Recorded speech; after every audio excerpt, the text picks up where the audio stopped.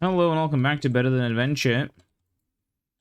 I did some off-screen mining between last time and today, because I was bored and okay, what I did to show it off was there's now a new mystery hallway, and if you jump down and be careful, because of the death bug.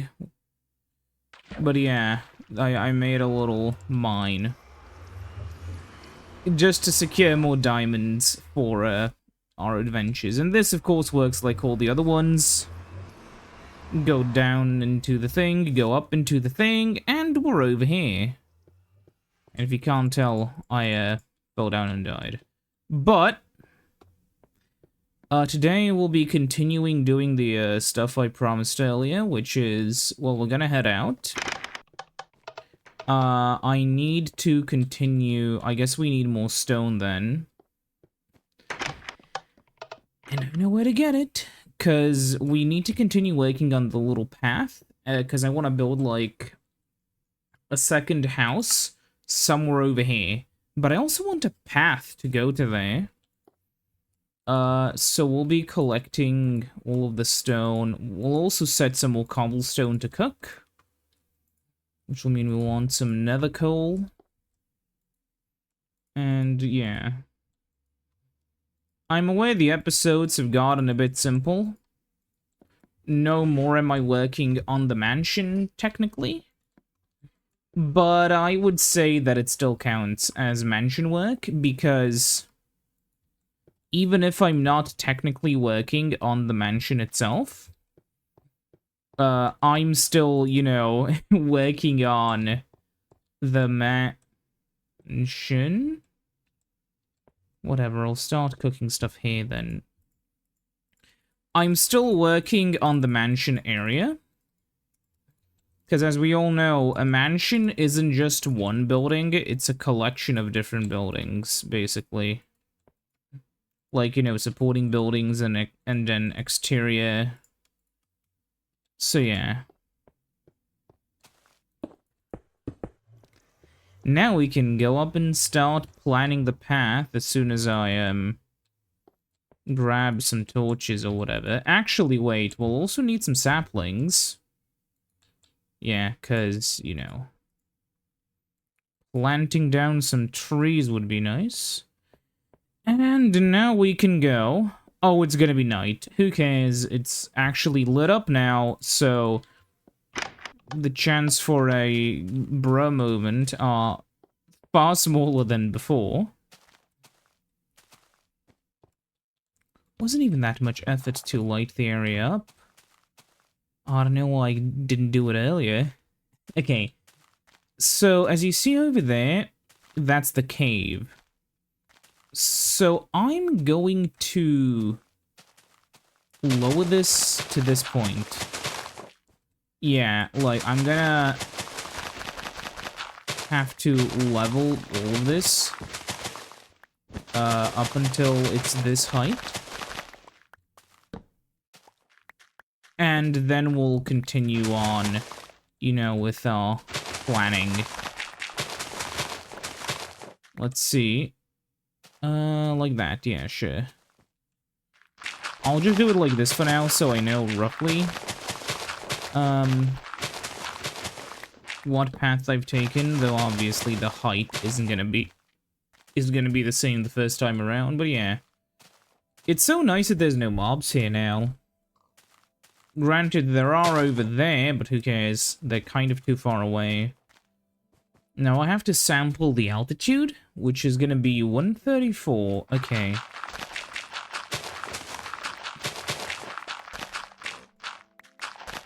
Now, obviously, this is just gonna be sort of the baseline. Once we get to over here, we'll have to, start working backwards and figuring out how to make this kind of look natural. Which I believe is, like, the biggest part of terraforming in a game. Just kind of making everything seem like you didn't touch it. Because it's easy to just, like, level the ground, it's a lot harder to make it sort of flow naturally. Honestly, the biggest issue that I've seen with people have with terraforming is making stuff a little bit too uniform. Like, one really interesting thing about nature is that it all just kind of flows in a, you know, sensical but not orderly way, you know? Like, the terrain will flow in a way which, you know, makes sense, but it doesn't follow, like, any strict order. Like here, where you can see there's this one section, then another section, then another section, and then you kind of have to make it look like something that you may expect from the game's world gen. Yeah, something like this. I think that now once we, like, finish this up, we, you know, you won't be able to tell the difference, really. Granted, this place will be really flat, but that's because I want to build something.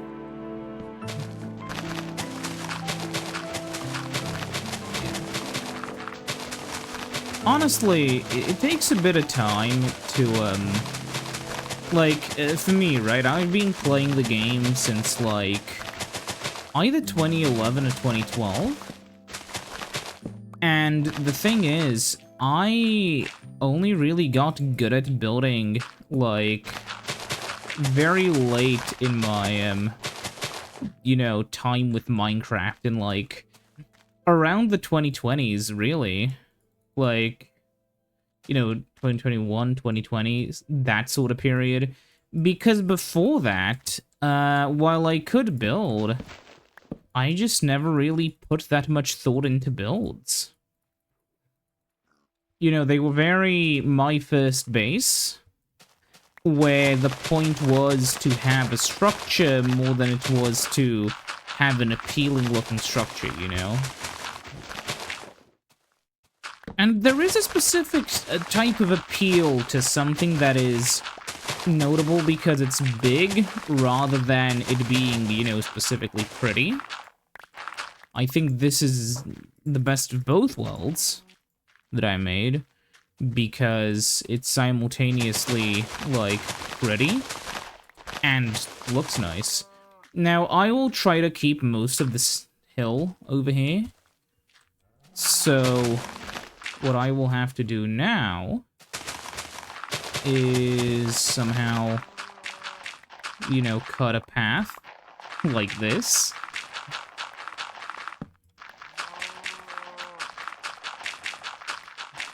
The cows in Minecraft kind of remind me of some of the creatures you can hear when you're playing Morrowind.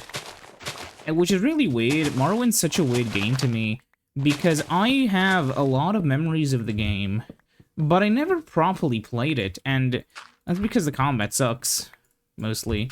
Not like I haven't tried, but it's just not something I wanted to deal with. But when I was a kid, my aunt gave the game to me, and she basically taught me the very basics, and then I mostly just kind of walked around and explored. I didn't do any of the quests. I don't know if I even knew how to do quests. I mostly just went around exploring and stuff. And I guess, like, what's interesting about a game like Morrowind is that in a way it felt so much larger than, like, the games that you know, a lot of the other games that I've seen from Bethesda. Something like Fallout 4, right? Like, honestly, I don't know. I played Fallout 4 and New Vegas. I finished New Vegas. I could never be bothered doing the story in 4. But, like, I don't know. There's something about, like, the art style and the world design in Morrowind that specifically makes the game kind of feel big, even if it really isn't.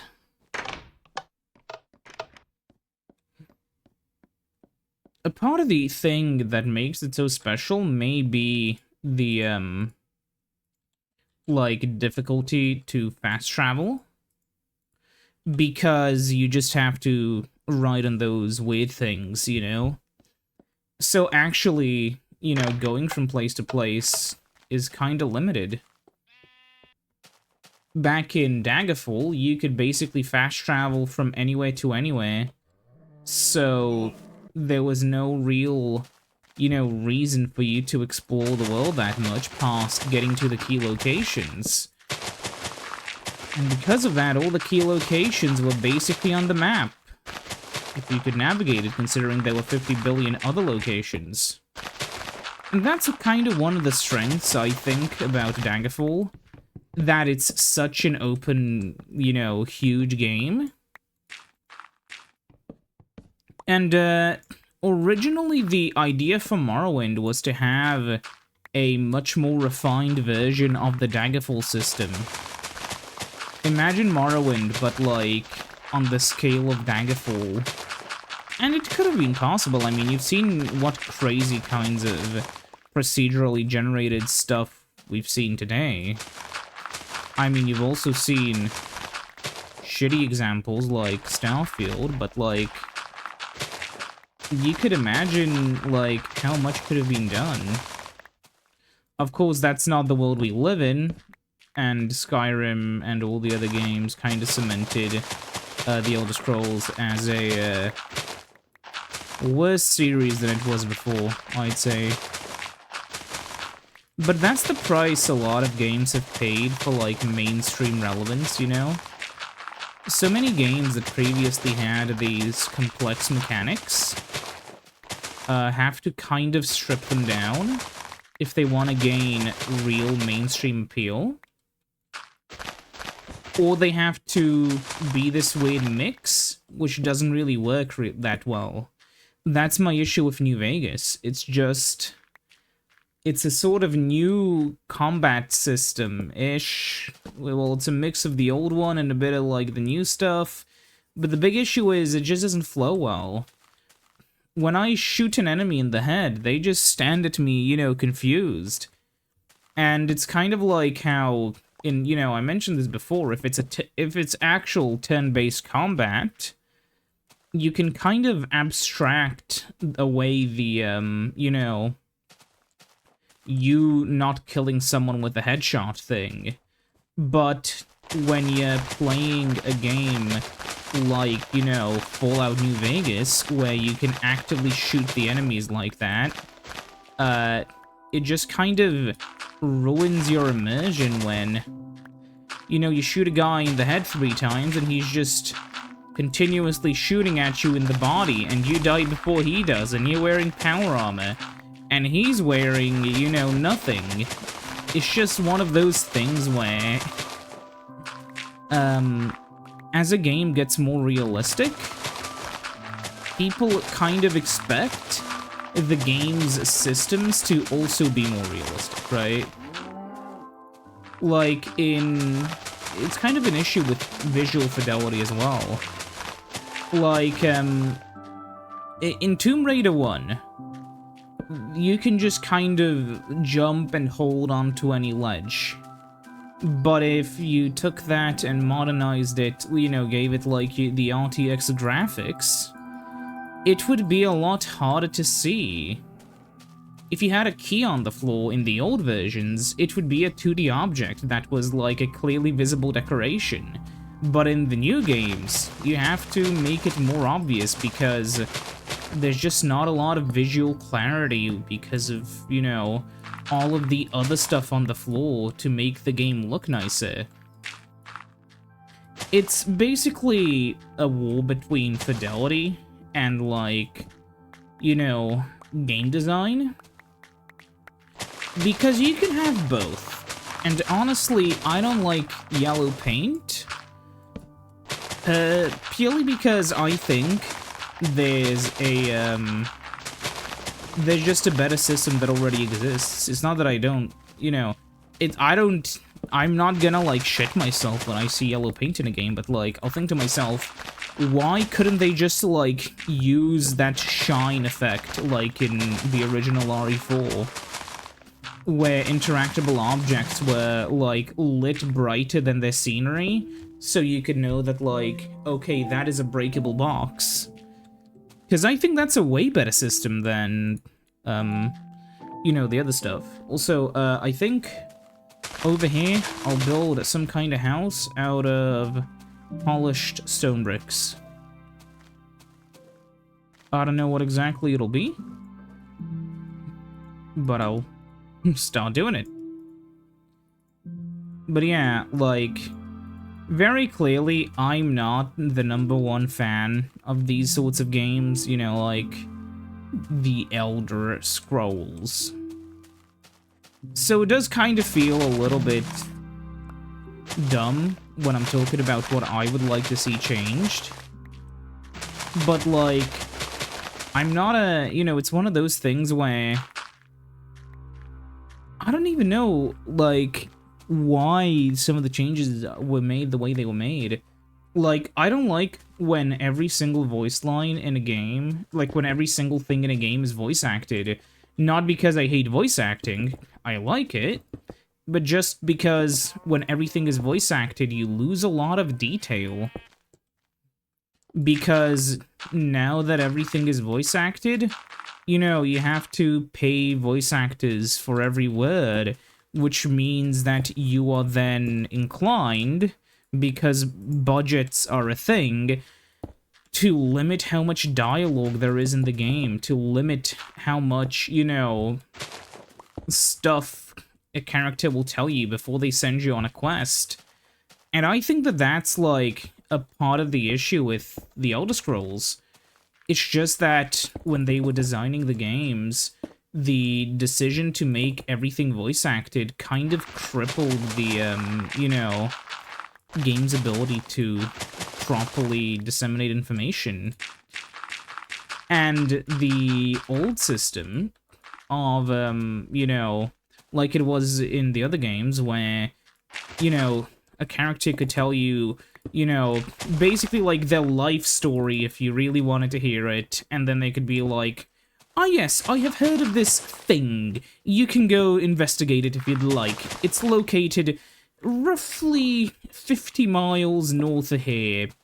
Though I heard some bandits may be on the way. That was told to me by my good friend, blah blah, you know.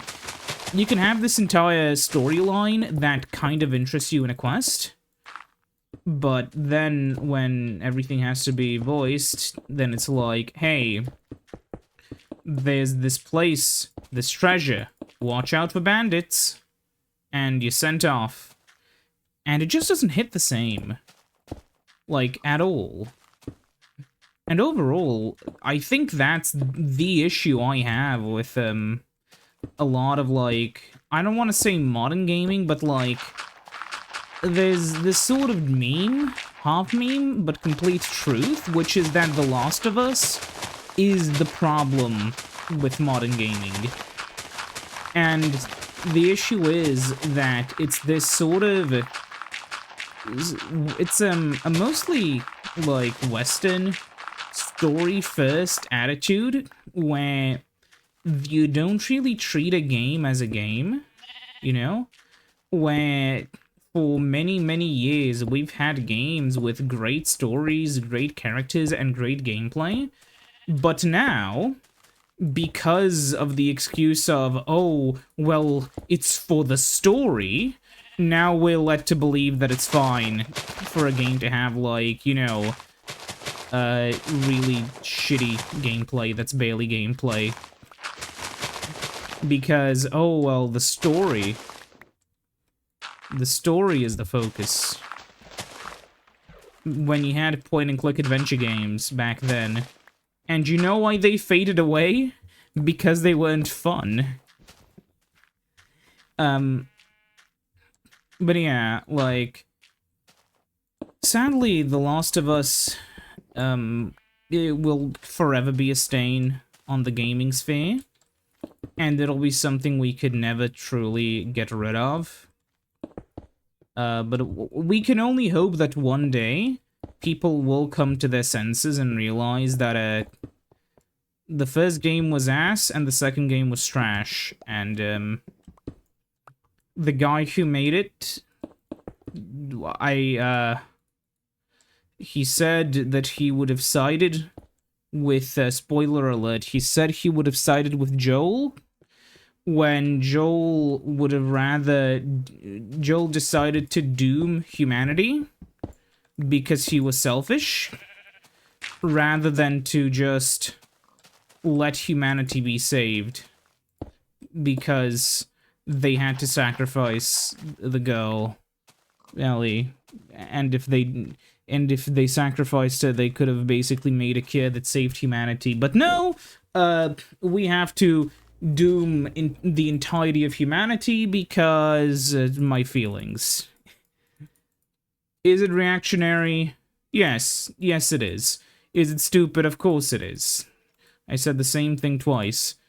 I know it's like, to some people it's upsetting to hear somebody shit talk, you know, The Last of Us, but like, it's what ruined Sony, it's what ruined, like, the Western game industry. It's just really...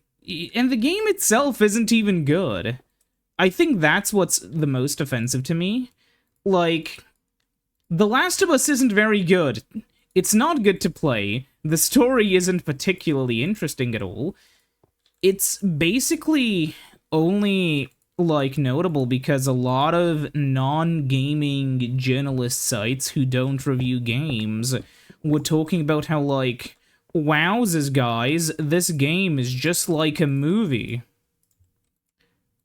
When, like, if you would remember, the entire reason why some video game consoles failed was because they just tried to make, you know, FMV games, and that didn't work. And honestly, The Last of Us is like the synthesis between an FMV game and a real game. And it sucks. Please. Like, okay, it's just also like the fact that, so much of the modern stuff is just obsessed with trying to be the new Last of Us, and it's not even good.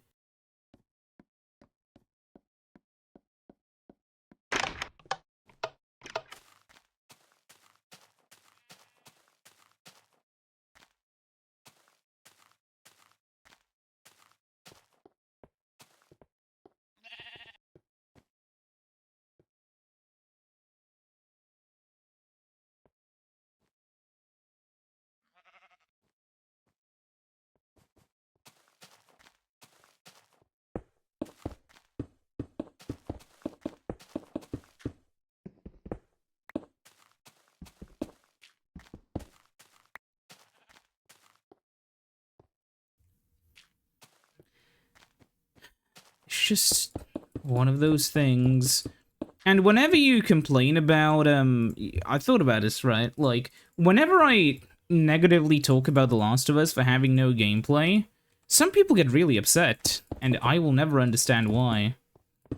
Sometimes I wonder if those people have, like, played the game, if they're Sony shareholders, but, like, man, I've seen a lot of people who are really into gaming talk, like, really positively about that game, but, like, it's one of those things where I feel like for a lot of people, playing something like an RPG, especially like a JRPG, is completely out of the question.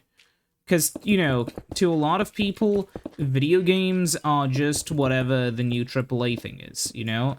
That's how a lot of gaming still works, as sad as it is. So I genuinely think maybe the reason why is that a lot of people don't really follow stuff which isn't mainstream, quote-unquote. And The Last of Us always, you know, it became mainstream. It was like an industry plant game. So, you know, I don't know. It's old man yelling at clouds, you know? I want my video games back when there's actual gameplay. You know, I don't want games that are just... And it's not even a good story. I think that's the most offensive thing. It's not even a good story. I think I mentioned that earlier. I'm repeating myself, but if the story was at least good, I could at least say, well, at least the story's good. No, the story's fucking the most mid-zombie movie, like, ever made. That's the story. And then the gameplay is like, push a button, hold the stick forward while you listen to a conversation. Wow, thanks. I would have really preferred to do this than to, like, sit back and watch a cutscene. Oh yeah, right, also, I'm gonna upset more people and say that I think that Half-Life 2 leans into the interactability and cinematic stuff way too much. And I had this issue with 1 as well, but 1 wasn't as egregious, and it's that whenever I'm in a fucking cutscene, it's just so awkward because characters will do, like, exposition, and then I have to, like, and then they're like, oh, so Gordon, pull the lever, so then you, like, have to get up from your gamer chair and pull the lever, and then, like, it continues, and then the conversation weirdly, unnaturally stops because it's waiting for Gordon to do something. Why couldn't it be a cutscene? I guess that is one of my issues with gaming, just the question of why couldn't this be a cutscene? And in a lot of cases, I've never seen it, like, somebody give a coherent answer. Because for a lot of stuff that aren't, you know, cutscenes in games, they could have easily been. They just aren't because people, I don't know, because people think it's more cinematic?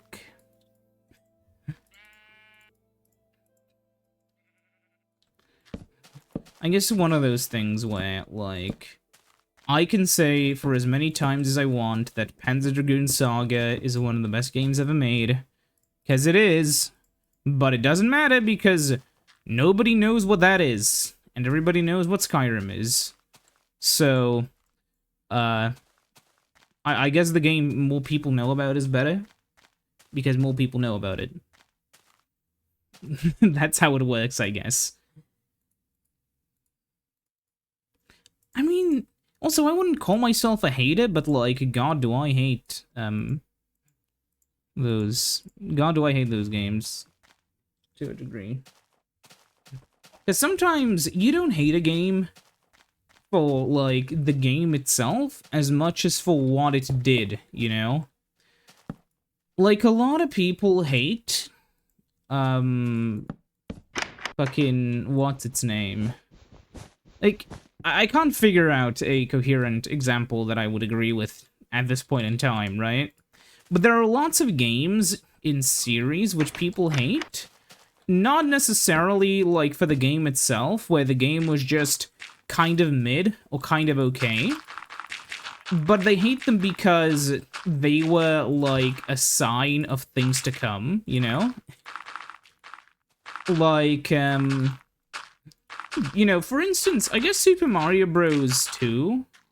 Sorry, New Super Mario Bros. 2 is an example, where I really enjoyed the game.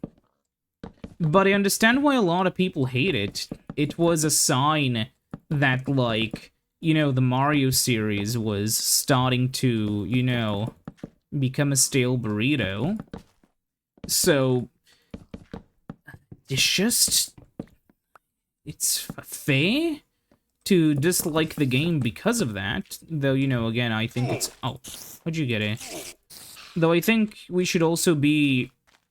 I guess it's this... I don't want to use the term intersectionality because it doesn't apply, and it's wrong to use.